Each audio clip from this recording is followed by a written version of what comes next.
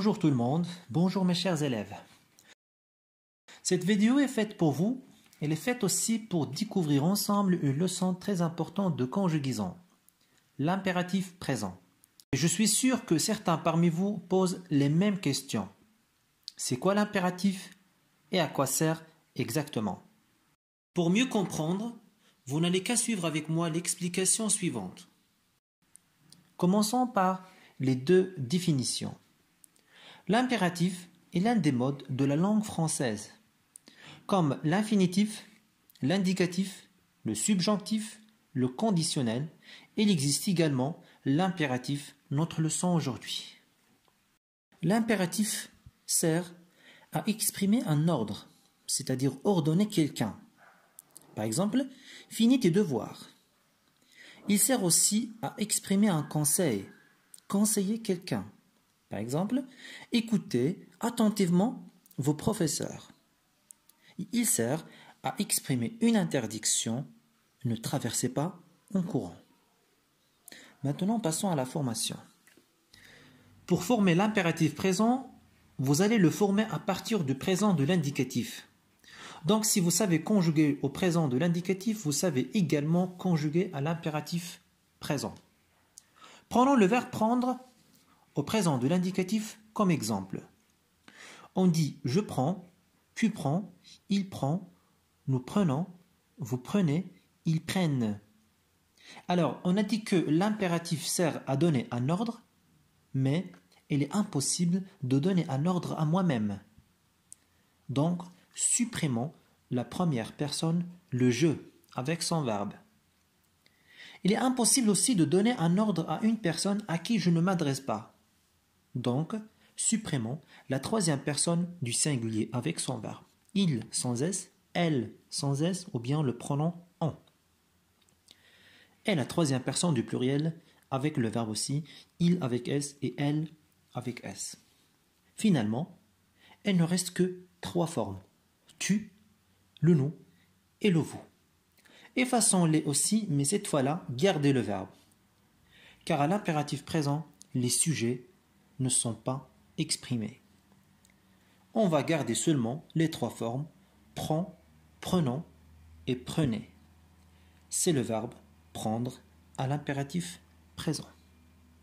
Pour les verbes du premier groupe, souvenez-vous que la deuxième personne du singulier de ces verbes se termine en S au présent de l'indicatif.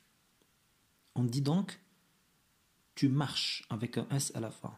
Ça, c'est le présent de l'indicatif. Pour ces verbes-là, on va supprimer le S à l'impératif présent, ce qui nous donne marche sans S. Cela montre que les verbes du premier groupe, y compris le verbe aller, c'est un verbe du troisième groupe, ne prennent pas un S à la deuxième personne du singulier. On dit donc marche, marchons, marcher.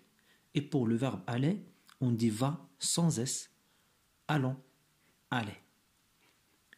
Pour les verbes du deuxième groupe, on ne change rien. Supprimez le sujet et gardez les trois formes de l'impératif. Prenons finir comme exemple. On dit fini, finissons, finissez. La deuxième personne de verbe finir, elle prend un S. On ne la change pas. Pour les verbes irréguliers, nous avons 4 cas des verbes particuliers à retenir. Le verbe être, on dit soit, soyons, soyez. Le verbe avoir, on dit est, ayant, ayez. Et le verbe savoir, on dit sache, sachant, sachez.